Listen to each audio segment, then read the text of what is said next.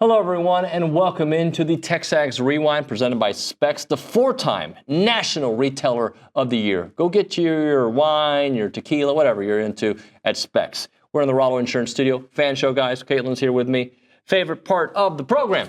Oh, Trev Alberts. Oh, that was a fantastic interview. Yeah, both of you. Yep. That's Unanimous? Oh.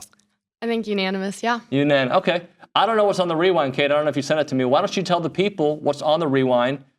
Is Trev on the Rewind? Trev is definitely on the Rewind. Also on the Rewind is Stephen McGee. I like Stephen. Coach Michael Earley. I like him too. And then Aaron Torres of Fox Sports Radio. AT, who is, never mind, I was going to say he's as tall as ET, but that would be rude. I wouldn't do that to my guy. All right, ET, whatever. Phone home, go home, whatever he says. All right, so Rewind, check it. Steve, one of the things that we brought up with OB in the first segment was A&M strength of schedule. ESPN has them as the number 10 strength of schedule. All that stuff sounds great. I almost said a word I couldn't say on the air. It's sure. I just, as we've said for a couple years, just show me. Like, strength of schedule, this or that. I don't care. Just win. I mean, I think the stars were aligned last year, and we were, 8-5? Yeah. OB, go through the schedule next year and tell me how we get to 8 wins. This year? Yes. Kate, put up the schedule right there. Okay. I mean, I can tell you. Because I can give you an argument for the games that you think are losses of why they may not be. Okay, they're going to beat UTSA. They're going to beat Utah State. I think they have a great chance to beat Notre Dame. Notre Dame's got a new quarterback, new defense. If they learn how to stop the run, okay? That's how you got to stop the run to beat Notre Dame. You're losing potentially 3 first-round talents. I'm not saying those 3 guys are going to get drafted, but I think there's some big question marks on your D-line that we haven't had in a long time. Yeah, the defense is the question. To me. And receiver. But even if you want to give the L to Notre Dame, and I get it, most people will, okay. Auburn, team you should have beat last year. I think you'll beat them this year. They're going to be better. But who's their quarterback? I think Auburn. The guy from Oklahoma? My concern is Auburn, Mississippi State, and Missouri. I think you potentially drop one of those, and I think it automatically kind of puts you in the conversation of 7-5. But let's keep going. Florida.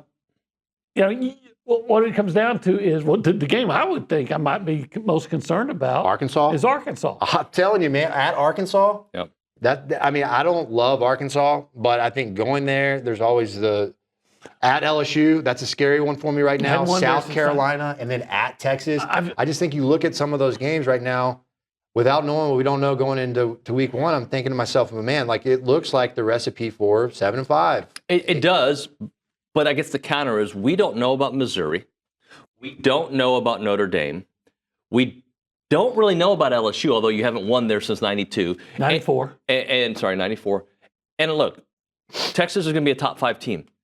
But they have a lot that they're replacing as well. There's no doubt. I think every one of these schools, the good news is, except for maybe South Carolina. They lost their best defensive player. South Carolina's, their defensive line, they lost 3 of their top 4 guys. Well, we don't beat South Carolina if we can't figure out how to tackle their quarterback. Well, hello. Look, I said it before. I think A&M is going to score around 35 points a game. Talk a little bit about having that piece and what he brings. Yeah, you just feel, I don't know if stability is the word, but he's just a really good player. He's consistent, great to be around. He's just one of those guys that you got to have success. You got to have guys like that in the middle of your order that are not only good but bring a toughness and a desire to win. And same thing, White's similar to Caden, where he's always chasing something. I'm not sure he's ever going to achieve, but that chase is what makes him a great player. And he's having great at bats.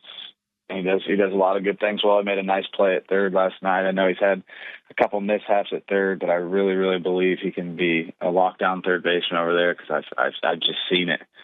And what a guy! I'd say we're 2 for 2 on the Penn transfers. Absolutely, Wyatt Hensler to go along with Jackson Appel, who had a fantastic year last year. A guy who's off to a little bit of a slow start, and if you look at the box scores, he doesn't have much to show for it. But Jace Lavalette, the approach has been much better the last couple of games. He's absolutely blistering balls right now, just not seeing him fall in or go over the fence. What are you saying to him to keep his confidence high and keep him doing what he's doing? And how close is he to, I guess, officially breaking out of this little lull he's in? Yeah, I mean, I got to believe that you continue to hit balls over 104 miles an hour. I think he's hit 4 or 5 in 2 days with a no hit. I mean, that's where I try to come in and try to rationalize and be a rational voice here. And like, you know, to the naked eye, you might see a Jace 1-0 for or whatever, but he's hitting the ball hard. And I think I told him before the game Sunday, I said, you think you're doing terrible. You know, your on base percentage is like 460 and you feel like you're not doing good. I think after that game, you know, before Tuesday and Wednesday, he's hitting like 290 with an on base close to 500 and 3 homers, and he was miserable. So, I mean, and then you go out and have a couple games where you don't get the balls to fall, but he's in a really good spot. I think we can all see he's right there. He could have easily, in the last couple of days, had 4 home runs. It's just that coin is not flipping on the side he wants it to right now, but that's the hard part, and doesn't need to change anything. Just needs to continue to try to do damage and hit baseballs hard. And if he does that over the course of time, it's going to play in his favor. So I'm actually feel pretty good about where he's at. Just got to continue to hit balls hard, and then they'll eventually fall. But I do think one win does not erase everything, but makes you feel much better with LSU ahead. It'll certainly sting if they don't take care of business in Baton Rouge. But if they take care of business in Baton Rouge, beating the #1 team in the land, having a 2-game win streak, going into the SEC tournament, just a completely different vibe around a program that at one point was the #7 team in the country and just saw a 4-game losing streak, you stop that bleeding. Yeah, I mean, listen, in all seriousness, I mean, this is that league, you know, that you're going to take. I mean, look at Alabama. I mean, Alabama's, you know, a win, you know, a defensive stop away potentially on Saturday from maybe clinching a #1 seed in the NCAA tournament. Now they're on a 2-game losing streak going into senior day at the #1 team in the country. So I just bring it up because it is the league is a grind. There is no doubt about it. And, you know, what do they say? You're either the hammer or the nail. And for a long time, A&M was the hammer. In the last couple of weeks, they've been the nail. But I will say, you know, if you want to get right with a win, doing so against the #1 team in the country on senior day is a heck of a way to do it.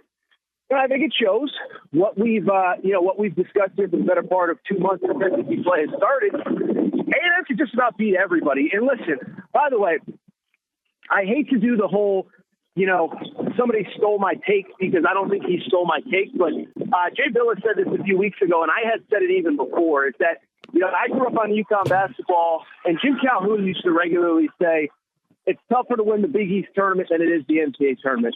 And I bring it up because Jay Billis, I said that about the SEC back in December. Jay Billis said it a few weeks ago, and I'm just teasing about the take stuff. But in all seriousness, I do think for a lot of these teams, just get them into this tournament on a neutral court against these teams that have not gone through the gauntlet that not only Texas A&M has, but everybody in the SEC has. So I think you should feel good, you know, assuming you take care of business against LSU. You got a little momentum going into that game next weekend, and hopefully everything, you know, and then hopefully you get the momentum going in the SEC tournament. I feel like college athletics now, it's like trying to predict global affairs, like, you know, the politics of the world and, you know, this peace and unity around the whole world. Like, when you're looking down the road a month, a year, and knowing that there's a decent chance that might change in terms of college athletics, how difficult is that as a leader? Well, and I think that's primarily what my job is, Billy, because and when we talk about unity of purpose, I mean, that's the reality, right? Like, we're moving from a vision that most everybody who watches this, you know, when you think about college athletics, it's hard to understand, but the way it used to operate is changing, and it's going to look significantly different over here. It doesn't mean that we're championing it. It's just a reality, and we have a simple choice to either adjust, adapt, and be flexible and create a strategy given this new reality, or we can sit over here and say, well, that's not really what we're comfortable with. I'm not comfortable with a lot of this stuff. So I feel like my job is to educate and advocate as best I can. And so I do as much as I can. I meet with the Board of Regents in executive session. I try to explain as best we can. And to your point, there are times where you say, here's what's happening, and literally 3 months later, the goalpost moves, And you have to be careful. Well, did he not know what he was talking about, or did he lie to us? And that's the challenge. They're not is reading all that. It's moving so fast. But I promise you that I live it every day, and this place is going to be okay. Yeah. We're going to be fine.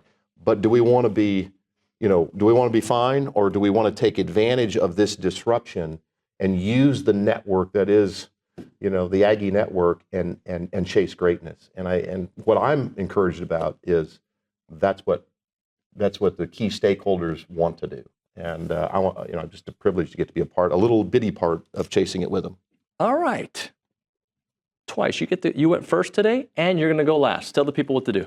You're going to like, share, subscribe, comment, and click that notification bell so you never miss another TexAgs Rewind. He's getting good. Yeah, and Dumb and Dumber, even 25 years later, I should? No. Yes. Yes. 100%. Watch Dumb and Dumber. It's like 2 hours of your life you'll never get back. Hey, You didn't like it? You're the only one I've ever met that didn't like and it. then on Hulu, there's a show called Paradise. Fantastic. Everyone watch it. Is it like one of those reality shows where they all go to this paradise and they got to date each other and stuff like that? It's a good thriller, kind of a whodunit. Okay, well, that I can get into. Yeah. We'll see you next time.